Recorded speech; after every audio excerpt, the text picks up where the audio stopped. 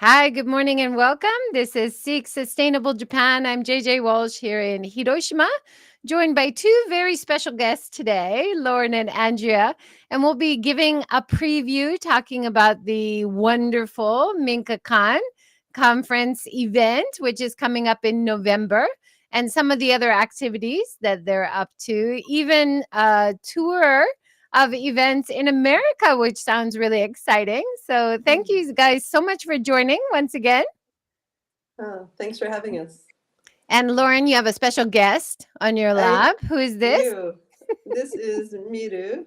She's not Miru. one of our many cats. I'm visiting friends, and I've known Miru for 10 years. So she's Oh, just lovely.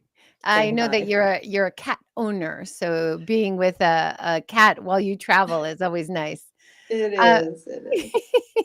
Now, on the Instagram, I noticed that you had this lovely picture of all of you founders of the Minka Preservation Society. So before we Yeah, start, just introduce the other people that can't be with us today.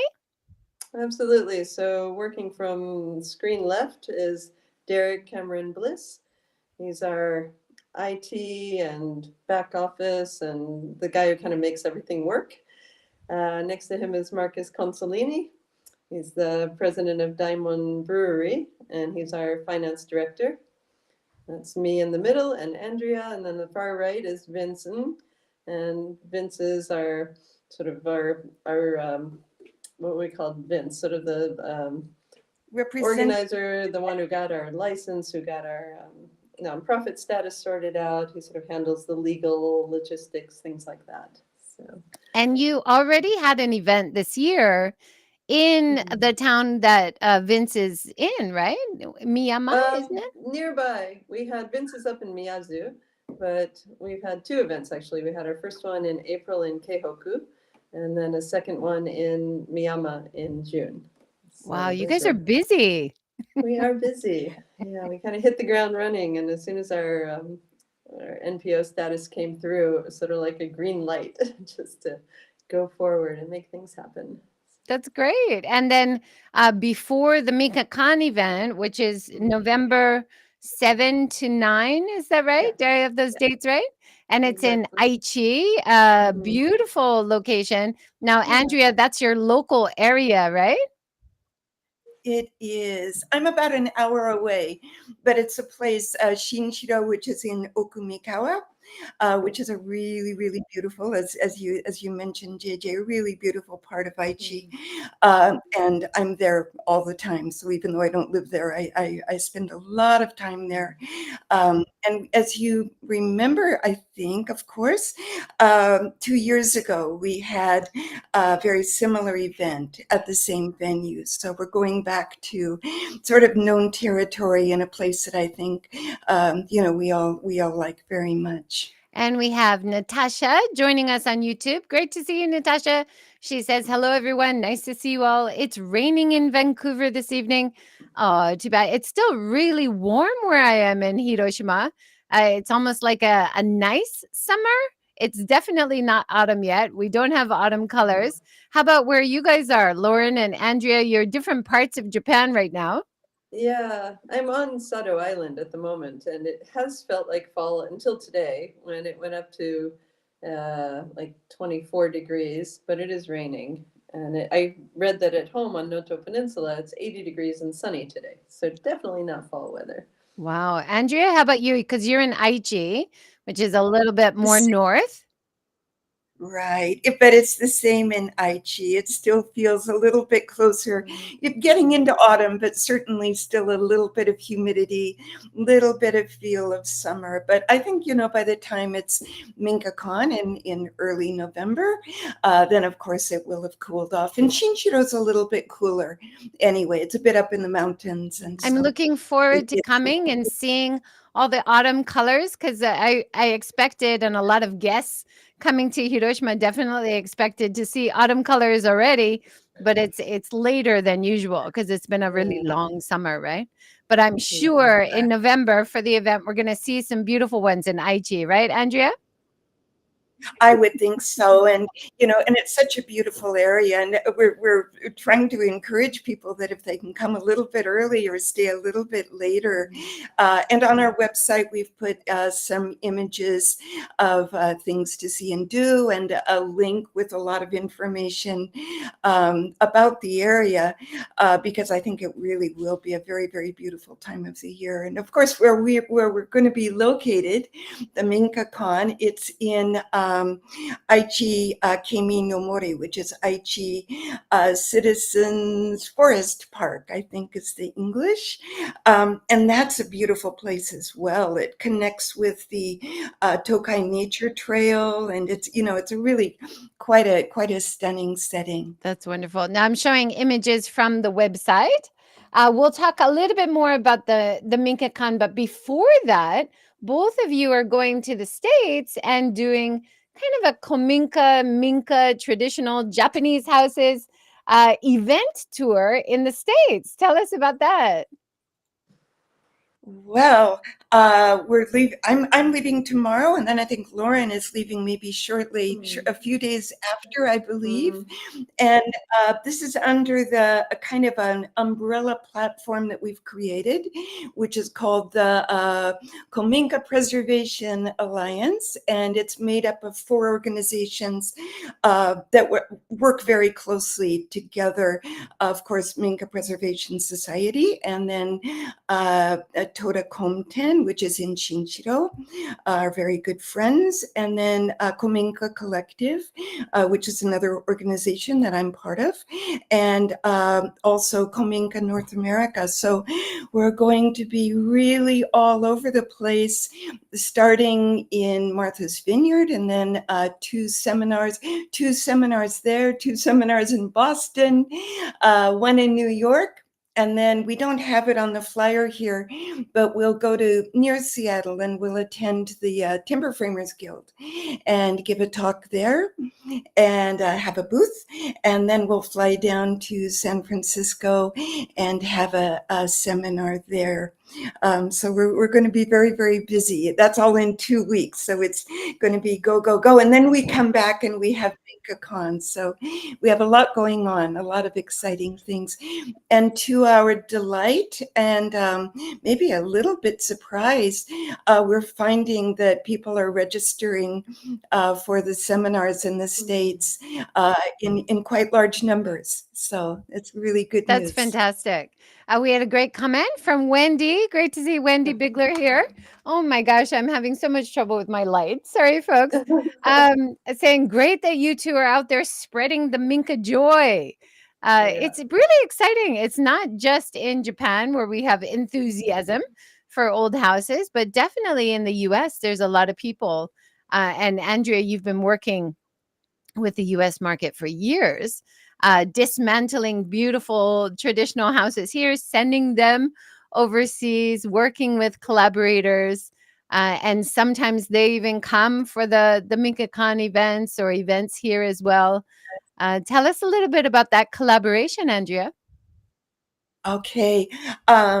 Well, we only disassemble and relocate Minka and other structures, also temples, temple gates, shrines that are going to be demolished. If they're not going to be demolished, if there's any chance that they can be be saved where they are, then that's what we're very keen to do, of course. And so I think for the past 4 years, we've been doing that. And one project I'm very excited to tell you about, and this is exciting for a number of reasons, but one of which is that the Minka Preservation Alliance, this 4-member group, that's our kind of our umbrella platform for this seminar series that we're doing. Every member organization has been involved in this project, and that's the saving of Natasha Minka in Fukui.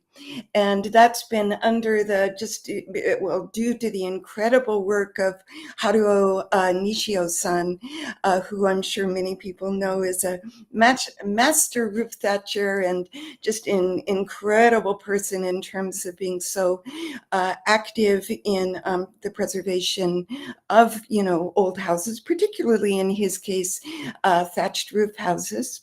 And so when Nishio-san, who has a long relationship with this particular Minka,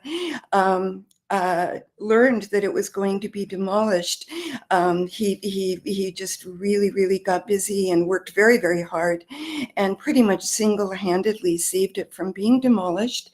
And then our groups have been involved partly in supporting crowdfunding, fundraising for that effort, and then also arranging for it to be sent to the Japanese, forgive me, I'm going to say the name wrong, but the San Diego Japanese Friendship Garden in San Diego. And that's already starting. The dismantling is done, and now the Natasha Minka will be sent to Aichi and also to Gifu, where some repairs will be made. Then it will be put in a container, or maybe a couple of containers, and sent to San Diego, where it will be rebuilt. So that this Amazing. incredible house, And then, of and this course, you house have is, to send the artisans as well to rebuild it, right? But yes, I love hearing yeah. about these projects. And of course, your keynote speaker, he's also going to be talking about thatch house not renovation, but taking apart in Japan and rebuilding in Jamaica. Is that right? I mean, that's amazing. So it's not And just that's America; it's all over the world. yes, Chris Orstrom also, like Nishio-san, is a really long time person who's been involved in a range of preservation efforts. He's a former chairman or chairperson of World Monuments Fund. There he is. Just an absolutely lovely person and an expert in preservation. And so the Jaminka, as he calls it, that was another project that our organization was involved in. It was a Minka that was going to be torn down, a big Minka, beautiful Minka that they just could not find, despite really noble efforts. It was impossible to find an owner for, and it had been vacant for many years. And so Chris offered to disassemble it. Two of his timber framers came over and did that with our team. And now it's in Jamaica, getting ready to be rebuilt. And in this case, unlike the Natashu house, which is going, and we will be rebuilt pretty much as is, this Minka, the Jaminka, has been somewhat reimagined because of termites and things like that, the difference in climate, as you can imagine, between Jamaica and Niigata. And so, it's been necessary to do a little bit of reimagining to make it so that it will be happy there and won't be eaten up by termites. That's great. Yes, but he'll be one of our keynotes. That'll be a great to hear his insights. Hopefully, see some pictures of how the project's going. I had a great talk with Alex Kerr about building a Thai house, but with so many common elements to Minka houses in northern Thailand, where he's living. And it's just fascinating to make these parallels around the world. It's not just traditional Japanese culture only, like there's so many parallels to relevance for how people want to live in other parts of the world as well, right? Yes, yeah, Now, absolutely. another keynote speaker you have coming up at the Minka Con is Miyoko Demai. Can you tell us a little bit about her, Lauren or Andrea? I'll let Andrea continue. She's been the main bridge with the WMF. Okay. We're also so excited that Miyoko Dume-san is coming. She was CEO in Japan, I believe, of Tiffany's, and did a lot of work there in Kanazawa. And now, quite recently, the World Heritage Fund has set up a Japan committee. And so she's the, I believe, executive director or executive representative of that organization.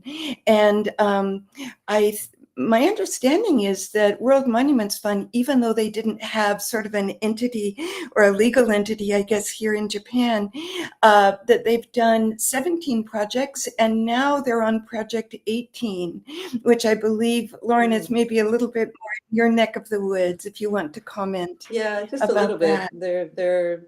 They've raised something like $400,000 to help two areas of Noto Peninsula that were affected by the earthquake. So there's a project in town of Kuroshima and another one in Wajima, renovating temples and older buildings that were destroyed or partially destroyed. So that's really exciting for Noto. That's great. I read on the description on your website for Minka Con, the idea of architectural heritage is cultural memory. That losing these old houses is losing Japanese culture. And that's kind of a foundation of why you guys are so passionate to do these kinds of projects and to give these seminars and talks and collaborate with other people. Is that right? Yeah, absolutely. Exactly. I think so. And I think it's quite timely. I mean, we don't want to turn this into a political discussion by any means, but at a time when, the question of foreigners living in Japan is suddenly a question, I think it's important that foreigners are some of the people working the hardest to preserve traditional Japanese identity. So I think it's possibly good timing from that perspective as well. Absolutely. There's been big discussions. Benton Homestead, for example, in Omishima, there's a really big difficulties going on for people who have, in the last few years, come into rural areas of Japan with so much enthusiasm and using the business manager visa, and then all the big changes, which is going to put all of their work in jeopardy and maybe even push them out of Japan, although we really hope not. So these little changes sometimes really negatively impact rural areas, which we're working so hard to redevelop and to bring people back in, right? So it's hard not to get political when it affects us so much. People who are invested for the long term here, right? And people are paying attention overseas. Like when people register for the US seminars, there was a bit of a questionnaire and people could also leave comments. And I think 2 or 3 people have actually addressed that. Like, this is something we've been planning to do, but we've been reading about these changes. Is it still something we'd be able to do? So it is important and relevant and something, hopefully, that will get sorted out in a way that's I hope so. And all parties. there is a wonderful thing about Japan is there is this strong vein of fairness, And so when you look at the cases of people who are so actively rebuilding rural communities, being so good for the other neighbors, the economy and tourism in rural areas, which we need so much more of, and collaborating with other local Japanese who want to do that. Looking at their cases and then deciding, like, not making these sweeping rules for thinking of people only in Tokyo or only in the cities, which, the rural area situations are so different, right, than the big cities. So, Very yeah, much so. hopefully, fingers crossed, sanity will prevail, eh? Yeah, let's keep our fingers crossed. And it's a bit ironic, I think, because something that we hear from our really wonderful partners across Japan their Japanese partners, is that they're so happy that so many people with diverse roots are involved in the preservation movement. And so that, this may affect those of us that are part of diverse communities, when in fact, there is quite a large, I think our numbers are quite large and quite dedicated. So, yeah, Mm, among many other things, that's sort of a downside to this mm, movement. Yeah. Mm, yeah. Another recent event, of course, was the Osaka Expo. And I saw on your Instagram, you were talking about Alex Kerr doing a talk about beautiful Minka restoration and renovation and the preservation of these traditional architectural mm. styles. Did you both have a chance to go to the expo? I Did didn't. either of you go? I went as part of that event that Alex was at. It was the Cool Japan Awards. We're Very both nice. advisors to that group. Um, but Wonderful.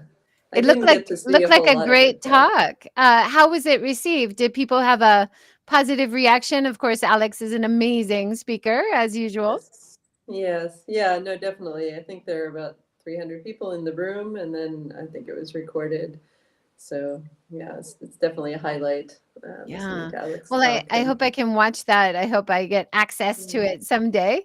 But yeah, also, there's been a lot of discussion in the newspaper every day about Save the Ring, this beautiful outer structure of the whole expo, which has yeah. been such a highlight for everyone visiting. Oh, I And know. the whole question of whether it can be saved or reused, Mm, the plan at the moment is just to destroy it and only save a mm, small section. So we're really hoping it can be saved. What a beautiful, like functional piece of yeah. architecture that has so many elements of Mm. traditional Japanese design in it, right? Well, you could build probably 2 dozen new houses out of that ring. It could be a great example of how you can combine traditional Japanese architecture and still end up with more contemporary housing. It could be donated to architecture programs, to construction schools. I was actually going to talk to John Stolenmeyer about it when I see him at the event. Like, he's got a school. I'm sure he would happily receive, a chunk of that. And there's other programs going on. It would be so wasteful if they just destroyed it. At the very least, it would make great firewood, but even that would be a last Oh. resort. Kind So, of a waste of such beautiful wood. So I exactly. mean, even the arguments of leaving it where it is and making like when you have an Olympics, you build all these big buildings, they have other uses after the Olympics. We saw that in London, we saw that in loads of Mhm. places around the world. So why not leaving the ring there and letting it be somewhere that Yeah. people could go and revisit and be a Mm. structure used for other events and functions is another possibility, right? It looks A fantastic. possibility. The plan is to build a huge resort casino on that land. So that's sort of the reason they were able to hold the event there in the first place, as I understand it. That once it was done, then construction would begin on this casino. So I suppose it's up to the architects and the designers of the casino if they feel like the ring can be incorporated into their vision. It sounds like a very unique, beautiful Hmm. Japanese casino hotel to me. Yeah, exactly, exactly. Yeah. And Well, also, I think, hopefully, go ahead. no, go ahead. Uh, Also, I think that against the backdrop of Kominka and now these days shrines and temples as well, being torn down, all the time, every day, that preserving it would send perhaps some kind of a message and also Yeah, would help in establishing something of a collective memory around that structure. Um, and not preserving it sends sort of the opposite message that we'd like to have mm. sent, I guess. Well, especially in a Absolutely. country that is striving to have sustainable goals and has this long, deep respect for nature, especially wood. So Yeah. yeah, I would think the optics on destroying it would not be in their favor. Plus, such a wonderful point of pride. that Mm. this beautiful structure was made with traditional techniques made in Japan. Where Yeah. can you see anything else like this? Well, you can't. I Mm. mean, that's something to argue for preservation as well, right? Is that Yeah. it's just such a point of pride. I love it. Right. And when we consider that in 2019 or 2020, that Japanese traditional building arts, and I think maybe particularly highlighting carpentry, woodworking, was listed by UNESCO as an intangible Mm. cultural heritage, it all goes hand in hand. Mm. Absolutely. Mm. On my tours in Hiroshima, I take people to beautiful Shukeien gardens. Oh, And yeah. in the gardens, which was sadly Mm. destroyed completely in the bombing of 1945, they found tea houses from other areas of Japan and Mm. took them apart and moved them and beautifully rebuilt them for our gardens. And so these are stories I tell every day when I do tours. And everyone who visits is just blown away by that idea that things Yeah. could be fitted together without nails Mm. with the preservation of the integrity of the building Mm-hmm. and rebuilt so beautifully. And Yeah. it's such a wonderful realization that that is possible, Right. and that is traditional Japanese culture. Such a unique, Exactly. beautiful point of appeal, right?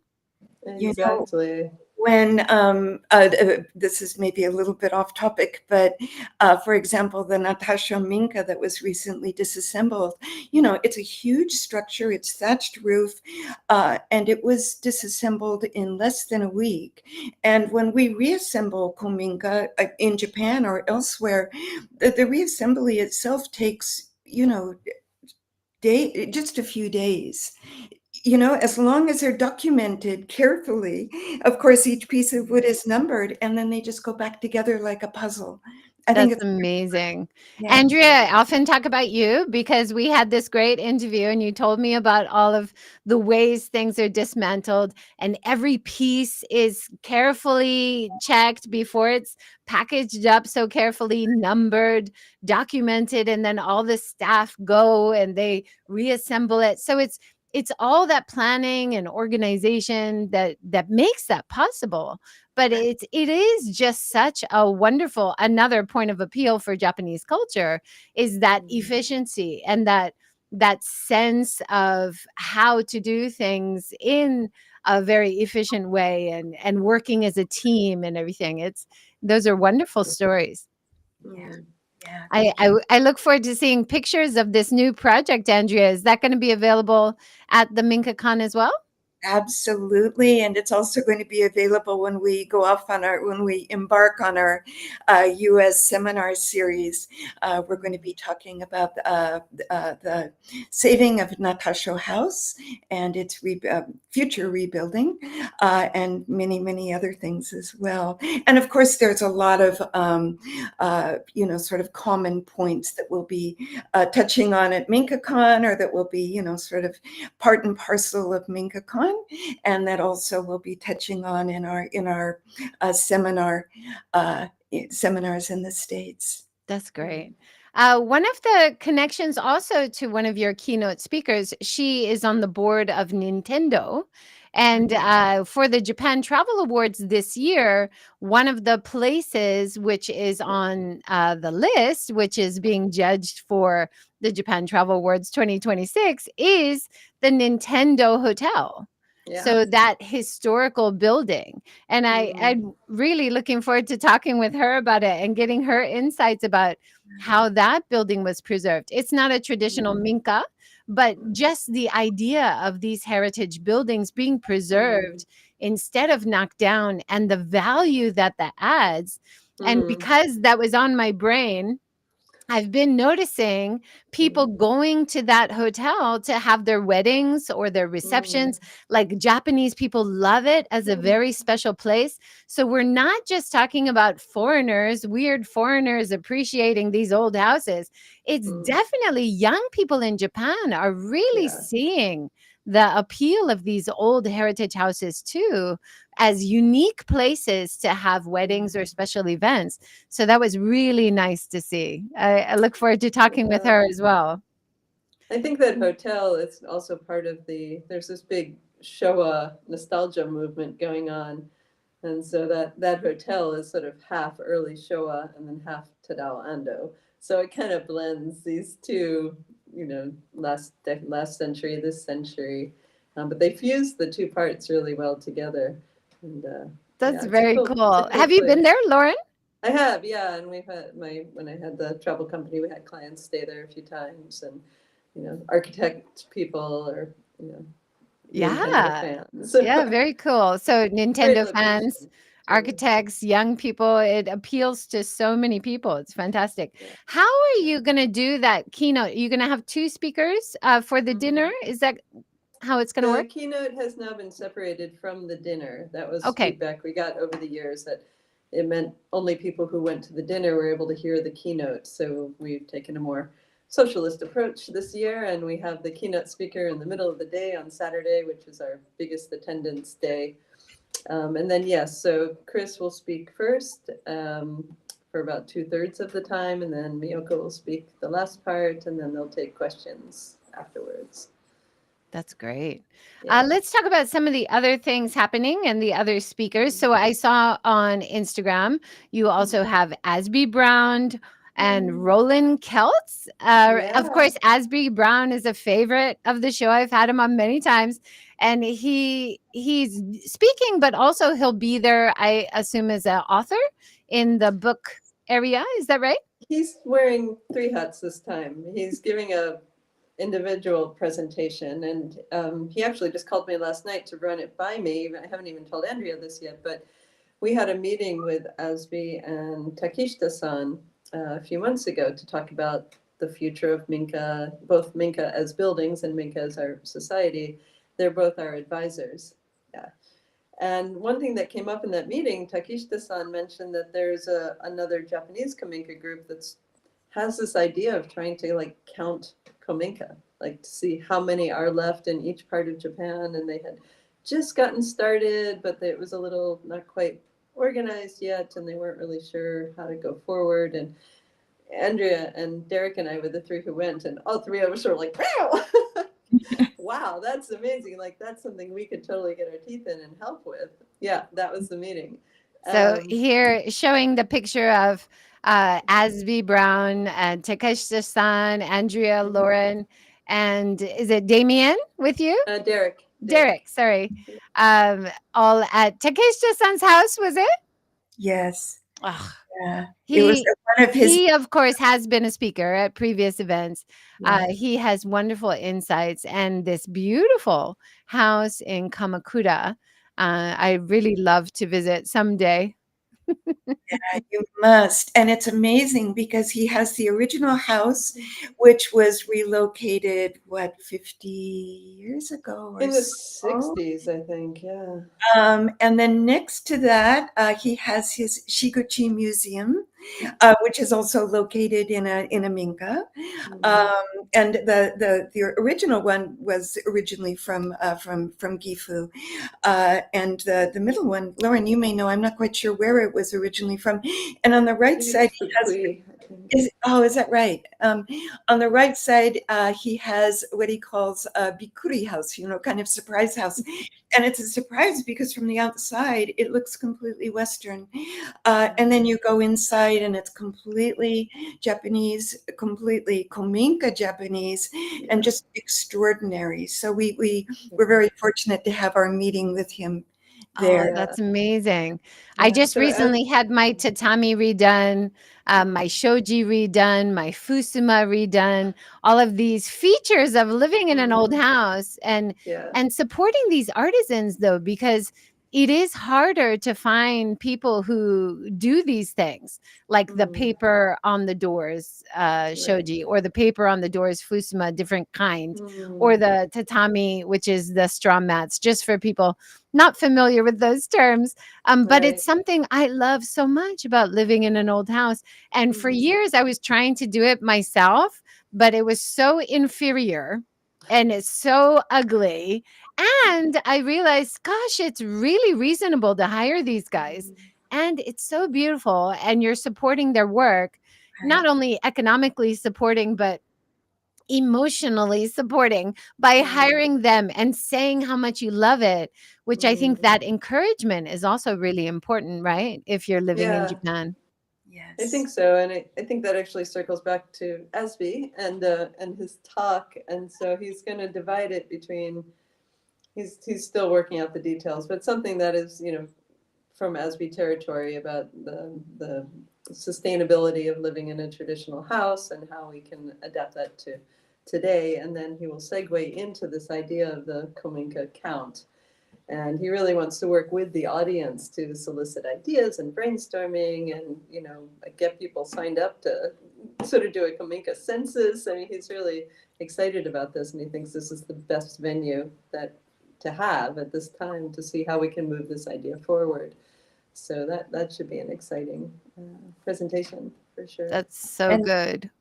And if I may, I think it's so important that this happens because uh, I think the last government funded or government research happened, I believe, in 2013. I could be wrong. Mm. And they found that between 2008 and 2013, and I don't remember the number, but a really, really, really significant number of Kominka were destroyed. And since then, except for maybe in small areas, there's been maybe local research carried out, but that data isn't always readily available. Mm. So it's really, really hard to know exactly, as Lauren was just it's sort of referring to how many Kominka there are and the importance of finding out and how many have been lost, because really at this point I think all anyone can do is estimate. Mm. Yeah. Mm. Is there a chance at Minka Con for people to go in and see some Minka, or will you suggest areas to go and walk around? I think I did last time I came to Aichi, Mhm. and then you had the wonderful Toda House, I believe, that we Right. also visited. Is that happening again, or Uh, can we're people go and see? That's a great question. We're right now working out the sort of logistics of this, partly because if a lot of people go by car into one area and there's narrow streets and there's no parking, it's sort of it's troubling to the community. So we're trying to figure out which Minka to see and how to get there, and we have very various plans. But certainly, what's going to happen, one thing that definitely will happen, is the sort of highlighting Minka that have been somewhat reimagined in their renovation in terms of using reclaimed materials in very creative ways. And so we'll go and see a couple of very local small houses where that's happened. And then I do hope that we can go and see the Toda Kominka, because that's quite an amazing structure. It's one Kominka that was relocated. It was almost derelict, but they saved it just in time, relocated it from Niigata, and then they combined it with a local Kominka that was going to be torn down, because here in Aichi, the beam structure just, I'm not sure why, but the beam structures tend to be really amazing, just really complex and beautiful. So they put two together to make this new, really quite unique house. So I do hope that we'll be able to go and see that.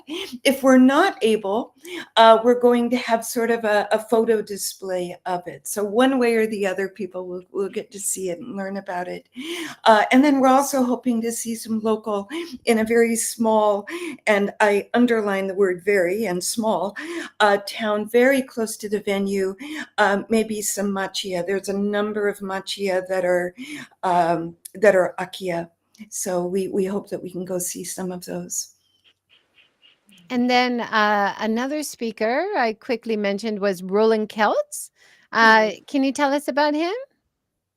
Yeah, we're really excited that he's joining us. He's got such a great reputation as an expert in Japanese culture, and what drew him to us this time is that he's half Japanese on his mother's side, and through his mother's family, his grandfather has a beautiful, beautiful, very preserved Minka up in Iwate Prefecture. And just back in March, he went with the International Wood Foundation, I think, and they did a documentary about the house. And his grandfather was a poet, and one of his cousins has been the caretaker, and before that it was his uncle who was the caretaker.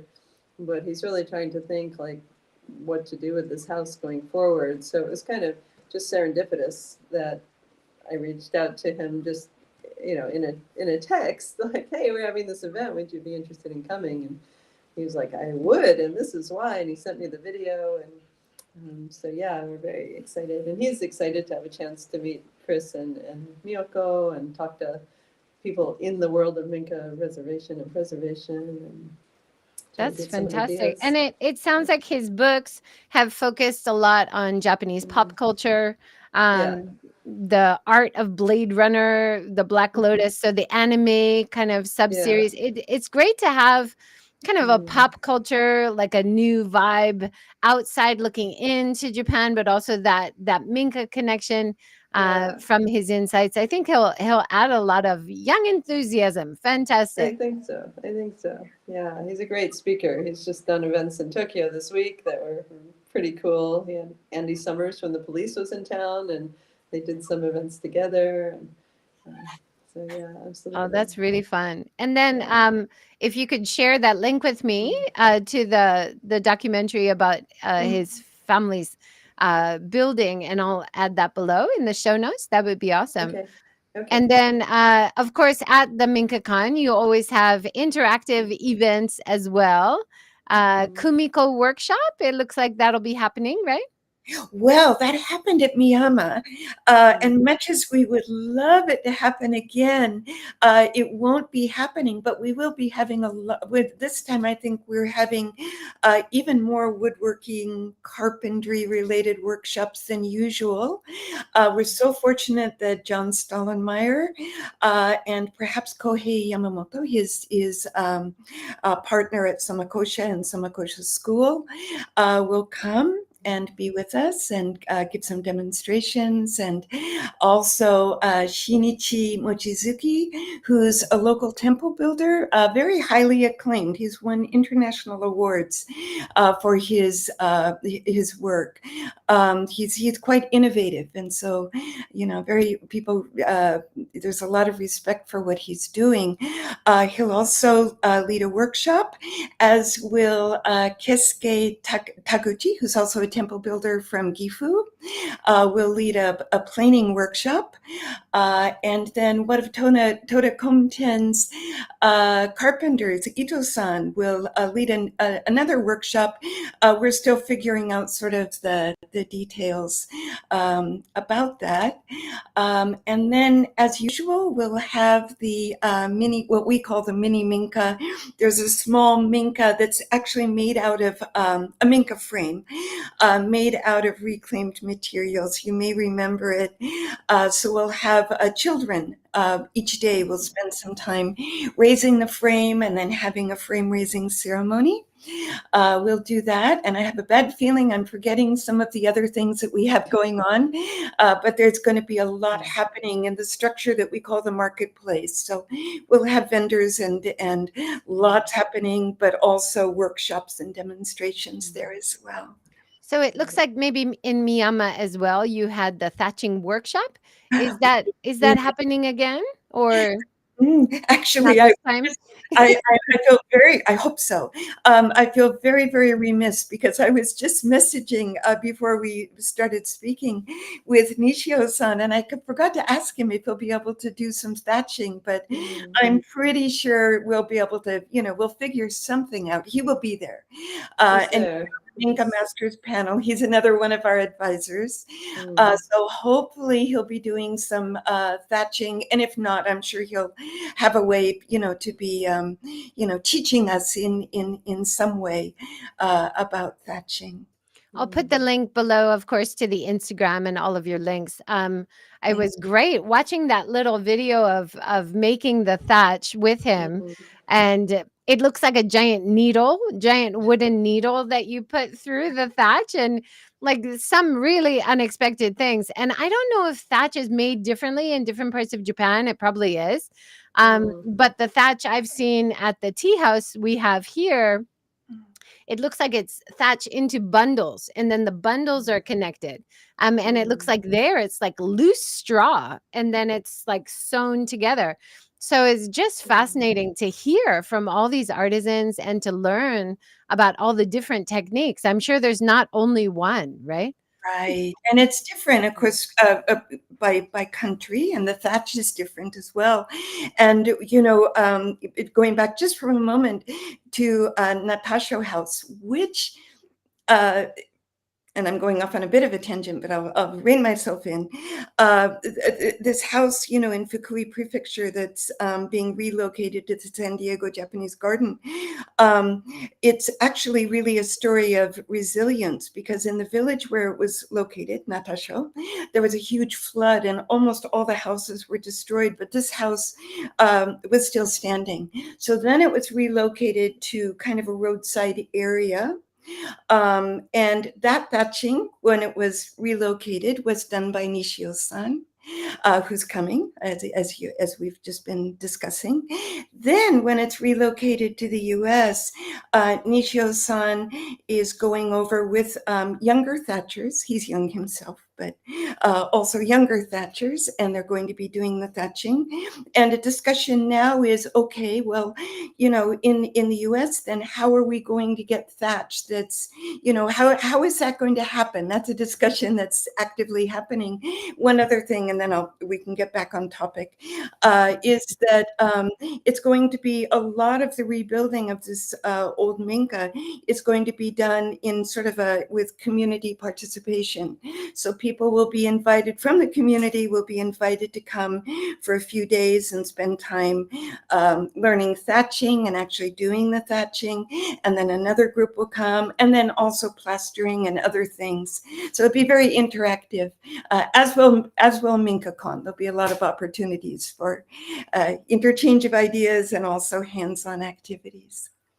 That's great. Also, like at the meals or just meeting other attendees, it's Mhm. always a wonderful and very inspiring and really fun time to Yeah. just interact with a lot of other people who are so interested in living in rural Japan or preserving old houses, or Yeah. even just very niche things like very interested in plastering or very interested in Mhm. antiques. There's just a variety of people, Right. or podcasters, or people who Yes. write books as well, right?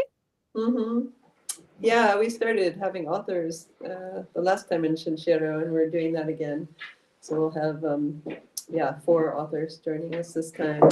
And we'll each do a short reading, and they'll also each have a table in the marketplace where they'll be selling their Lauren, books. besides Asby, who are the other three? Do you remember offhand?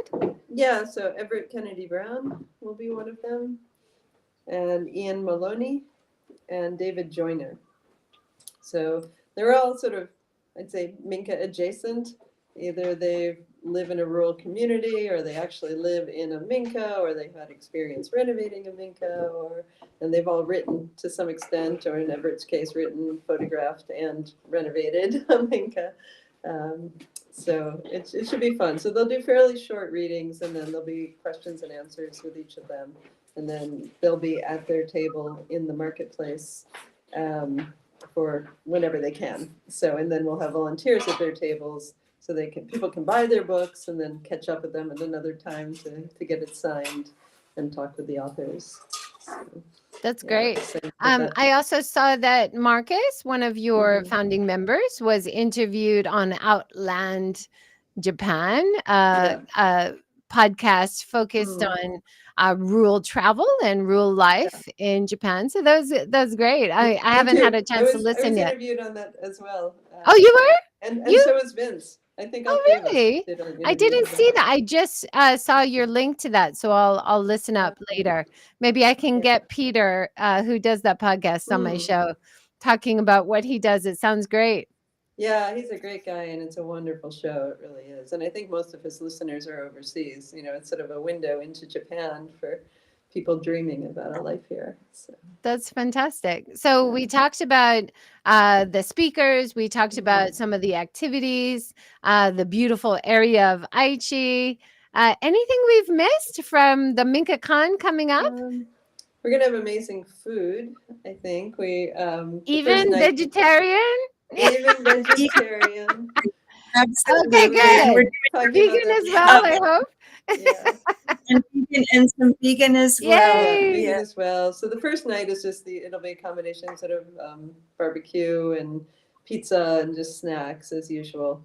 But the dinner, the second night, we have the chef that prepared the dinner for the first night of the Miyama event. And everyone just raved so much about that food, and Andrea convinced them to come down to Aichi and join us and prepare food for that as well. And then one of our food trucks is kebab, like authentic Turkish kebabs, and they can actually also do a veggie only version.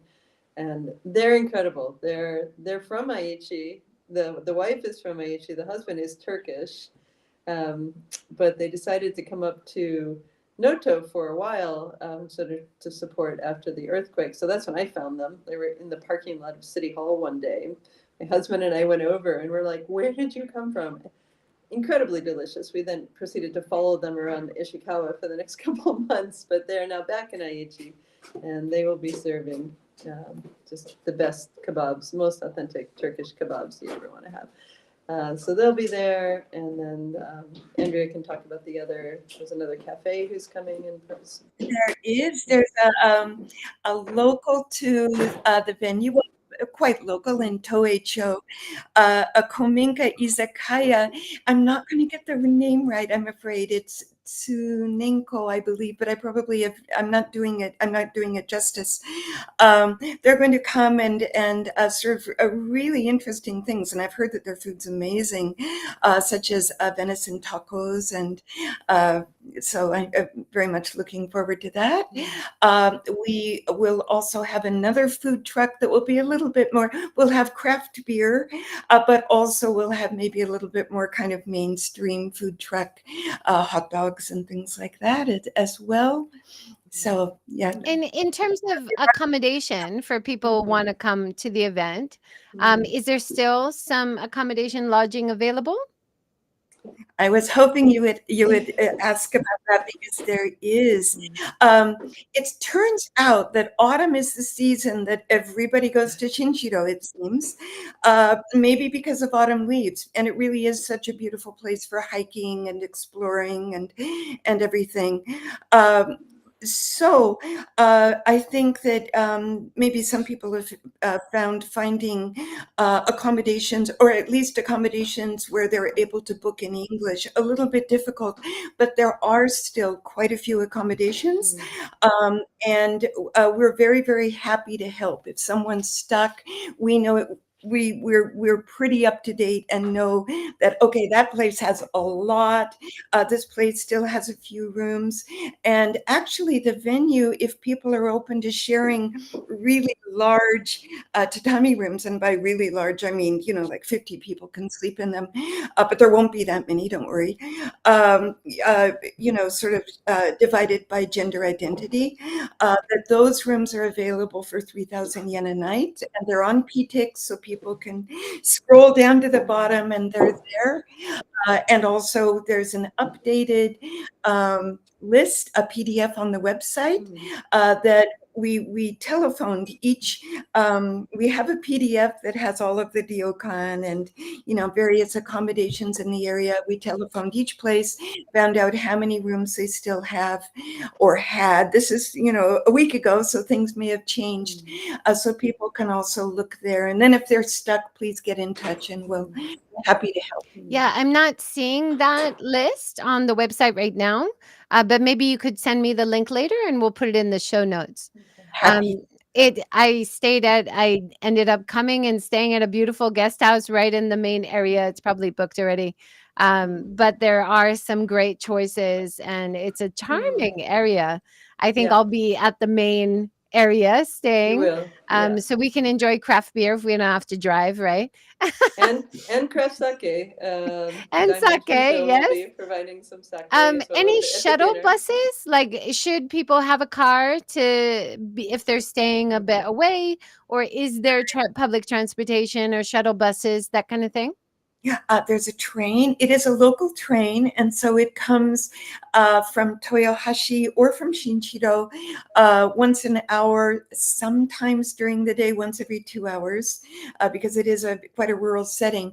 So car is certainly easiest. But again, if people are stuck, if they get in touch, we'll do whatever we can to make it easy for them to get there. The train station is just right down the road from the venue. It's just a lovely little walk up into the forest park, maybe 10 minutes. But again, trains are kind of, you need to plan carefully. Um, and we haven't been able to arrange a shuttle bus, but we'll do whatever we can to, try to make sure that nobody is stranded, or people that don't have cars, will help as much as we can. Yeah, and I always find people very friendly, and if you've got room in your car, hop on in. I'll drop Yeah. you off, that kind of thing. I think I was picked up from the train station and taken up. Someone saw me walking and took me Mhm. last time. Um, Now, you guys have been working so hard. Thank you so much for all of your great work.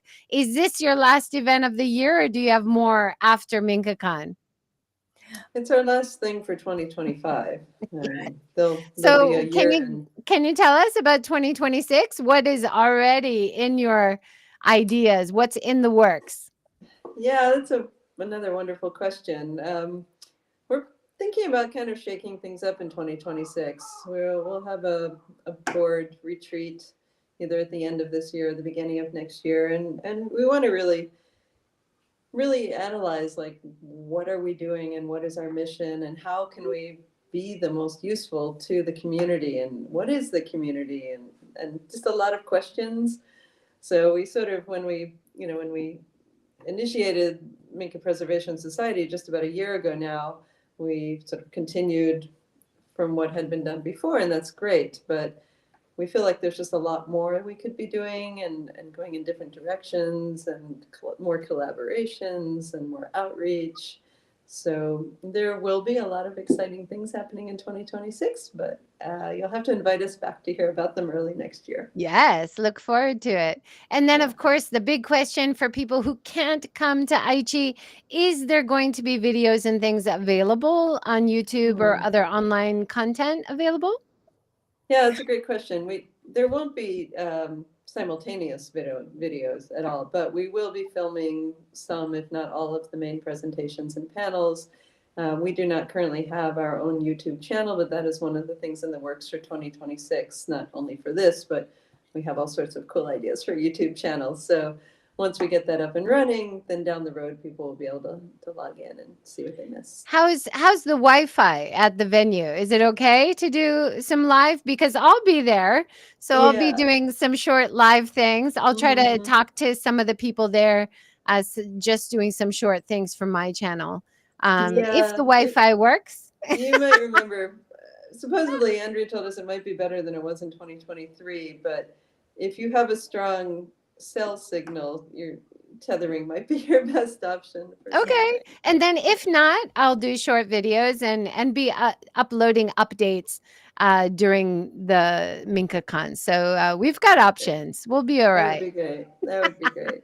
In the Oh, building, you'll be probably fine. It's not mm, fast Wi-Fi, but there is Wi-Fi, whereas in 2023 there really wasn't. yeah. Uh, but if you get to go out of the building to the marketplace, or outside, Mm, Wi-Fi is non-existent. All right. Well, I will figure it out and definitely mm, be uploading what I can. And I really appreciate all the work all of your team is doing. And thank you so much, Lauren and Andrea, for joining and giving us some yeah. insights today, not just on the Minka Con, but on the amazing work that both of you are doing so Mm, passionately. So I want to thank you for that as well. thank you. Thanks Thank you for so having us. Thanks for Of all your course. support over the years. I mean, you've been with us from the beginning. And we much. Yeah. couldn't have done a lot of this without your support. So thank you. Oh, pleasure. So happy to be involved. And I'll be on a panel or two anyway. I'll be active Yes, as you'll part be of the our MINKA Con as moderator. well. Yes, absolutely. Put me to So work. I'm happy to we help. will. We will. And We're I so think glad you can make it. we didn't mention specific panels, but if people go on the Oh, website, they'll be able to see. And I think we'll make, yeah, we have the schedule up on the website, we so do. you can. We've got a lot of We have great. 9 panels this year. So Wow, 9 we panels. took, So many different we insights got to a take in, lot of, and then so many great people to interact with too. exactly. We got a lot of feedback from previous attendees, and then we did a questionnaire asking people what they wanted for this one, and we really took it to heart. So a lot of these panels were like people actually saying, "I want a panel about X," and so there we go. Fantastic. Yeah. All right. Looking forward to it. Thank you guys so much. Thank Thank you. you. Thank And you. We'll thanks see you everyone for soon. joining. And of course, if you joined us live, thank you especially.